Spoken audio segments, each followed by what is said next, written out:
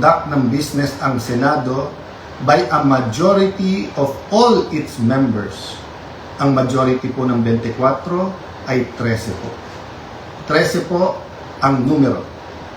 Yung sinasabi po nilang kaso, yung po ay ibang-iba. Nag-adjourn po kami nung nag-walk out sila. So that means they have to call the roll at kailangan 13. Yung binabanggit nilang kaso po, hinahamon ko lahat ng abogado. It is not applicable kasi doon po tuloy-tuloy yung sesyon.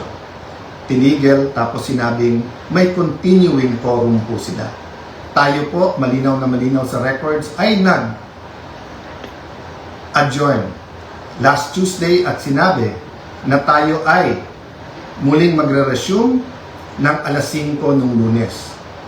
So, what is the point of going through this? The question we have to ask ourselves is that, is the Constitution but a piece of paper to this administration? Has the judiciary ceased to function? Wala na bang Senado? Yun na po ba ang pananaw ng ating administrasyon? Ang tingin ba po ng 12 senador ay basta't kakampi mo ang Malacanang ay wala ng batas? Kung titingnan niyo po ang Rule 1 and 2 ng Senado, na ayon to sa Philippine Constitution, para i-elect ang Senate President at ang Senate President Pro Tem or Pro Tempore, ay kailangan po 13. So, paano po nila alisin si Senator Loren Legarda kung 12 lang po sila? At mapapakita po sa inyo na gusto nilang i-control ang premises ng Senado at gusto po nilang hindi mag-hearing ang Blue Ribbon Committee bukas sapagkat ay binasa po nilang rule para magkaroon po ng acting Senate President. Kailan po ba pwede magkaroon ng acting Senate President? Babasahin ko po sa inyong rule. Sabi po, in cases specified in subparagraph C of Section 4 of the rule, the President Pro Tem shall serve as acting President until the Senate shall have elected a new President. Hindi po sila maka-elect ng new President dahil wala po silang 13. Ulitin ko po, pag may 13 po sila, ako pa mag-o-oath sa kanila. Bibilisan ko po na ibibigay sa kanila. Wala po silang 13. So ano yung rule po? The President Pro Tempore shall discharge the powers and duties of the President in the following cases, A, B, C. But she or he shall only become acting President in the case of subsection C, which says, in the event of resignation, hindi po tayo nagre-resign. Removal, hindi po nila ako naalis. Death, buhay pa naman po siguro ako, hindi po AI ito. Hindi po AI ang kumakausap sa inyo ngayon, buhay pa ho ako. Absolute incapacity, siguro naman po nakikita nyo, nakakapag-isip po ako, nakakapagsalita po ako. So wala pong ground para magkaroon ng acting president. This is an illegal coup d'etat na may kasamang pagbabasura ng ating konstitusyon. I warned everyone about this from day one. We warned everyone yesterday when we explained the use of the parliamentary tool of not having a quorum.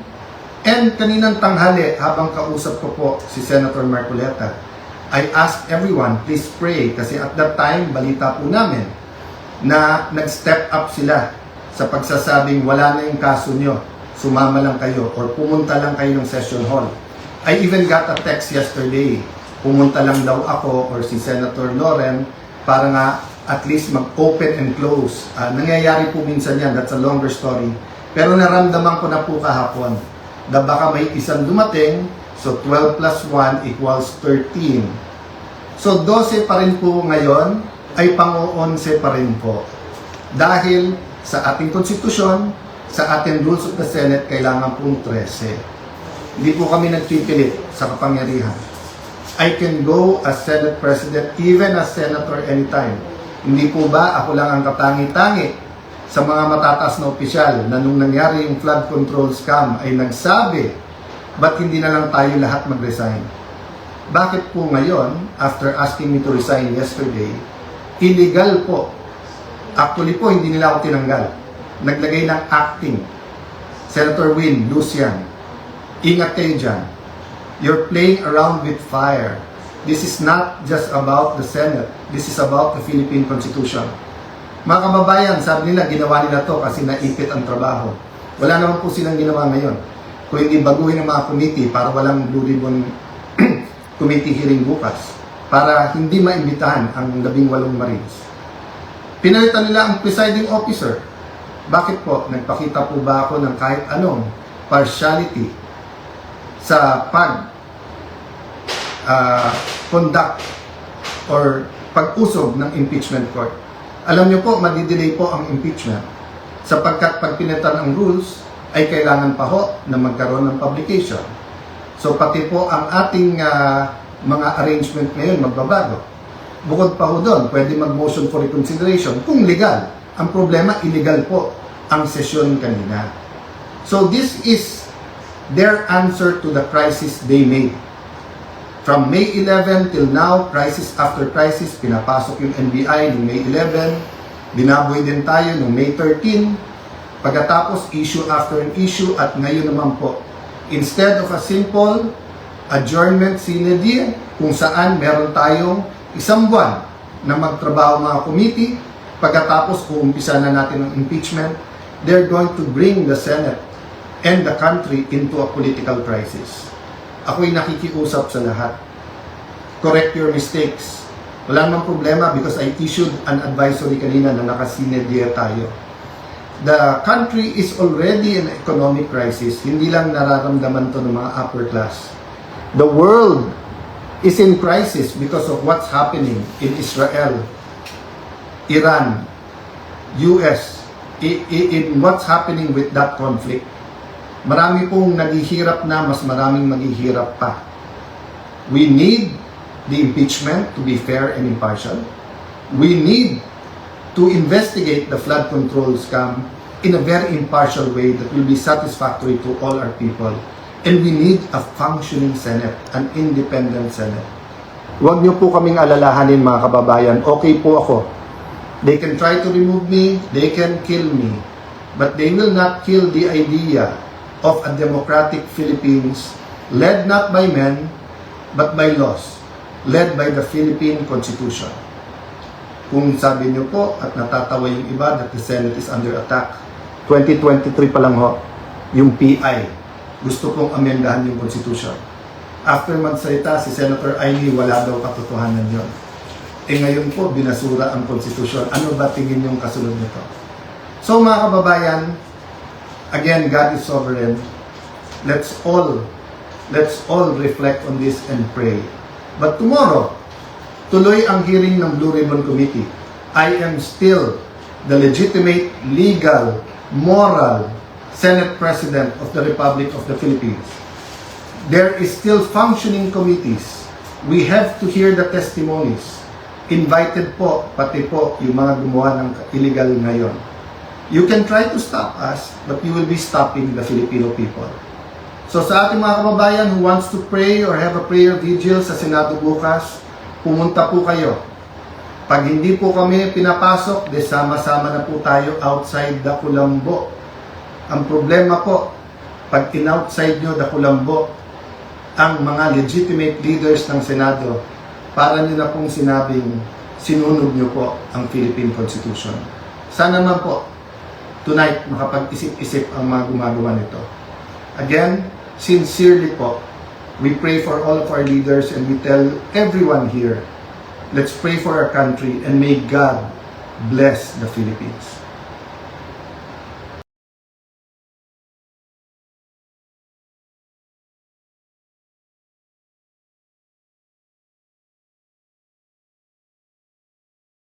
Yo guys, good morning po sa ating mga subscriber, followers sa ating YouTube channel, Lakas ng Puso TV, at sa ating page, Renz TV Official, no? Sa mga bago pa lang sa ating bahay dito sa ating channel, huwag kalimutan mag-follow, mag-like at mag-share sa ating video para update kayo sa mga video upload namin dito sa ating YouTube channel. Ito guys, mahalaga po ito sa atin, ang ating pag-uusapan tungkol po ito sa ating gobyerno. kasama na yung politika dahil busis ng taong bayan ang nagsasalita dito para sa karapatan ng bawat isa. Kaya sa lahat po mga kababayan natin, Luzon, Visayas at Mindanao, at lalo na sa ating mga OFW sa iba't ibang sulok ng daigdig na nakatutok sa isyu ng bansang Pilipinas. At gayon mga idol, kung nakita nyo at napunod nyo sa social media or sa balita ang pagpapalit ng liderato sa Senado, ito ba ay illegitimate o legitimate? Ang illegitimate, ito ay nagpakilala ay hindi sila inuunor bilang isang opisyal na namumuno sa gobyerno na legal. At legitimate, ito ay itinuturing na legal sa institution ang kanilang pag-ilik at ito ay ginagalang sa taong bayan. At ngayong mga idol, dahil sa pagpapalit ng liderato, sa paggawa ng illegal ng kanilang pag-ilik ng mga opisyal sa Senado, ay ito ay bunga sa pagharang sa Blue Ribbon Committee. Kasi alam naman po natin mga idol na dito po masaksihan ang mga tinatago ng ibang senador na kasama sa flood control scam na involved dito. Kung naalala ninyo, ang 18 Marines na nagsasalita noong sila ay in-interview sa media ay isa sa mga sa dalawang senador ay dinawit noong nagsasalita ng 18 Marines. Kaya pilit nilang pigilan ang Blue Ribbon para hindi mapatunayan ang kanilang aligasyon dyan sa Blue Ribbon Committee. At lahat pinatawag para magsalita kung ano talaga ang nangyayari sa flood control scam o sino talaga ang mastermind sa pagtakbo ng flood control scam. Yan. Kaya pilit nila itong pigilan at gumawa talaga sila ng paraan para pigilan ang Blue Ribbon Committee. Kasi karamihan ng mga senador na gumawa ng ngayon ng bagong officer sa Senado, bagong posisyon, ay ito ay kasabuhat sa mga flood control scam. Ito ay may mga basbas sa mastermind ng flood control ito. Kaya politics po talaga para pagtaktakpan ang kanilang maling ginagawa sa kaban ng bayan. Kaya ngayon, ang panawagan natin sa ating Supreme Court at sana tumulong sila na ayusin ang problema ng Senado sa institusyon na nilabag ng mga membro ng ilan ng mga senador na nakaupo dyan sa Senado. Dahil hindi na nila sinusunod ang rules ng Senate. Magulo na ang gobyerno natin. Parang ang nangyayari dito, silent martial law na ito sa ginagawa ng gobyerno ngayon. Hindi man halata, pero lahat kasi ng mga anti-kalaban sa politika at mga vlogger na nag-aakusa sa administrasyon, ito lang kinakasuhan. Kung mayroong mang probable cause, talagang kinakasuhan nila. Kaya dapat sa lahat nating mga vlogger, huwag po tayo magbanggit ng mga person ang tao sa mga aligasyon at para hindi po tayo makakasuhan sa kanilang mga ginawang hakbang dahil gusto nilang sutilin ang mga nagbabas sa administrasyon. Kaya tayo mga ka-idol, maingat tayo magsalita dahil alam po natin ang kalakaran ng gobyerno ngayon.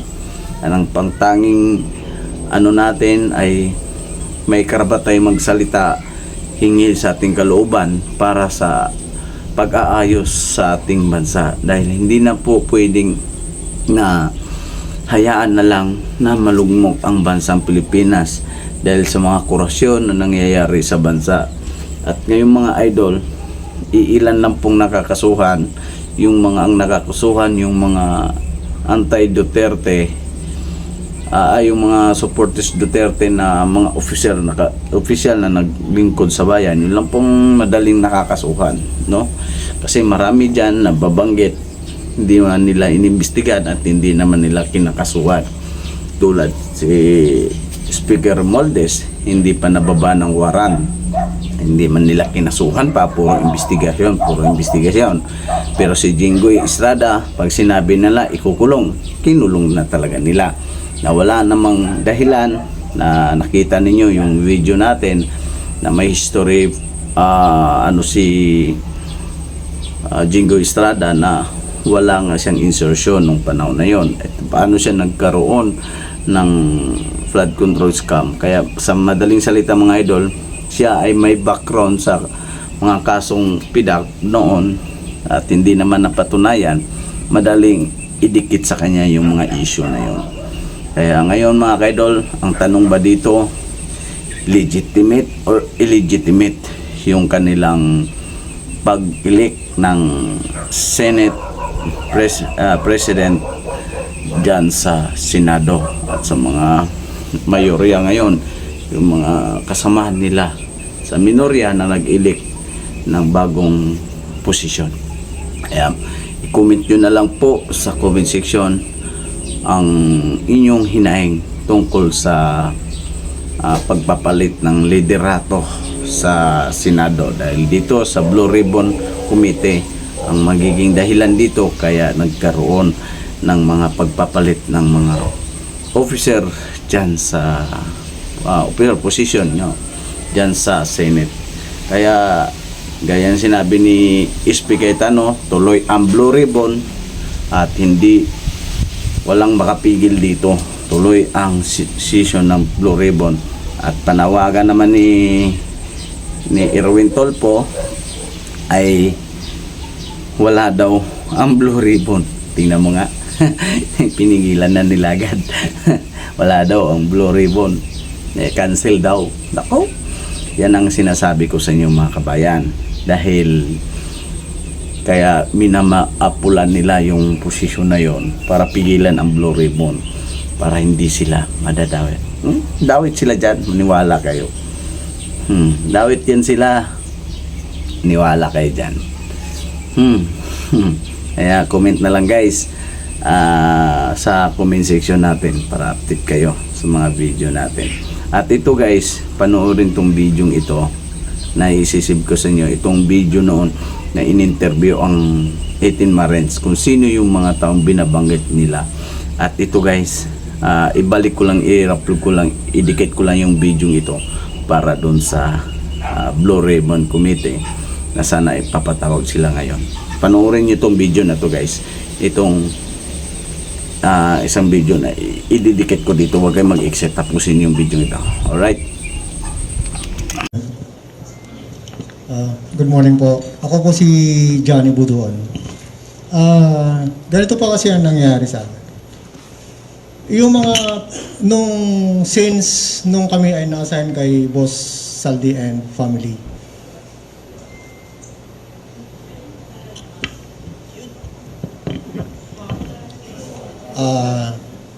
yung mga pera kasi ma'am na dumadating at mga pera kasi yan ma'am is hindi namin alam na galing sa masama. Although kami ay isang empleyado lamang ni Boss Saldi and family. Kaya nung lumabas po yung issue na flood control na yan, doon namin po napagtanto na yung mga mali-malitang pera na yan namin dinideliver sa mga iba't ibang nakaupo sa ating mga gobyerno ay galing po pala sa nakaw.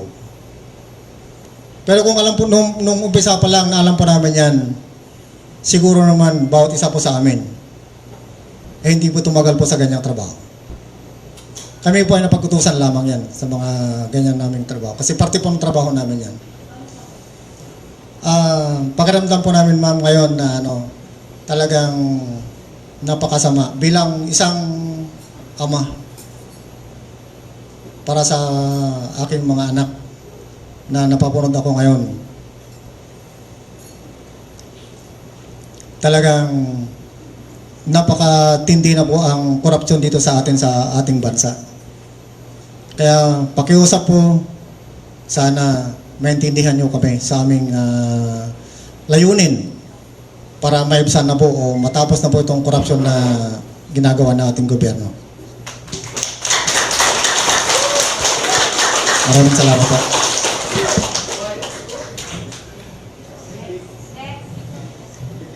Ako po, last. Sana ako na po ang pinakalas. Sorry po.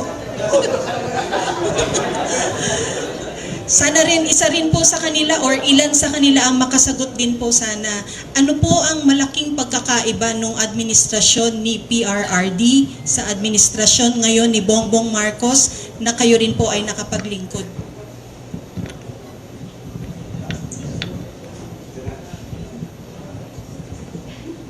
Malaki po ang diferensya. Nung si PRD po ang nakaupo. Nung si PRD ang nakaupo bilang presidente ng Pilipinas, makikita po natin na yung mga anak natin ay free silang dumaan sa kalsada kahit ginagabi sila. Wala pong nangyayaring masama.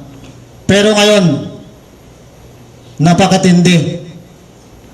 Ultimo bata, nire-rape ng mga animal na mga punyetang mga rapist na yan. Mga adik. Lumantad na lahat ng mga adik. Wala nang umupo si PBBM. Yun lang po.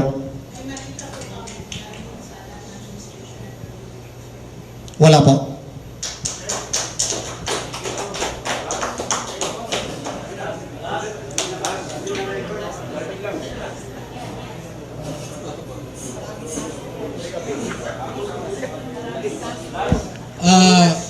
Panghuling statement na lamang po.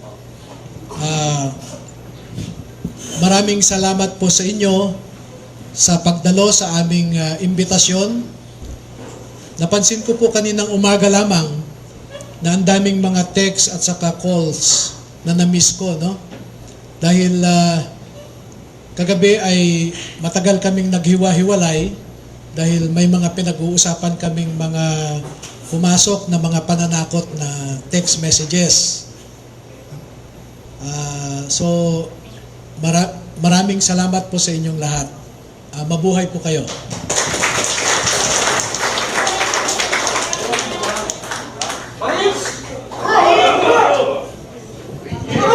Kakanta po kayo. Papakantayin natin ang ating mga Marines. Pero kakanta po muna sila ng bayan ko. Oo, yun po ang request ng mga kasamahan ko na pagkatapos nito ay gusto nilang kantahin ang bayan. Okay, sinong mag-umpisa?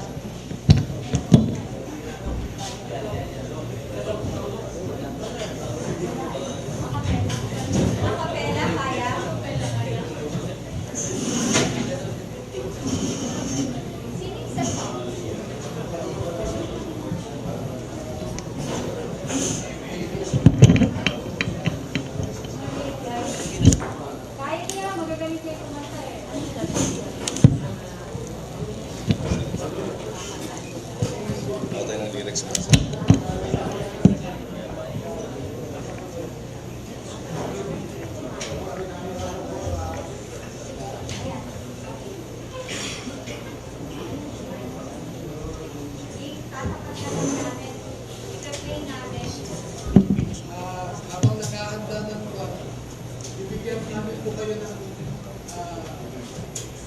Matrix. analysis kung saan pumunta ang mga pera. Bibigyan namin po yung soft copy sa inyo. Okay, game.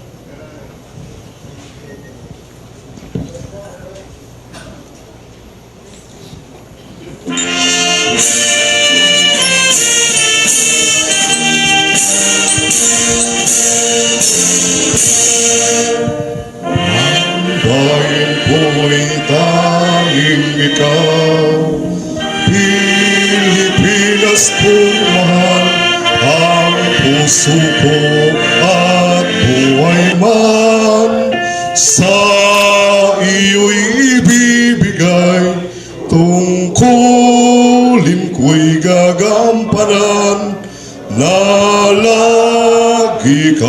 paglingkuran, ang laya mo'y babantayan, Pilipinas kong hirap.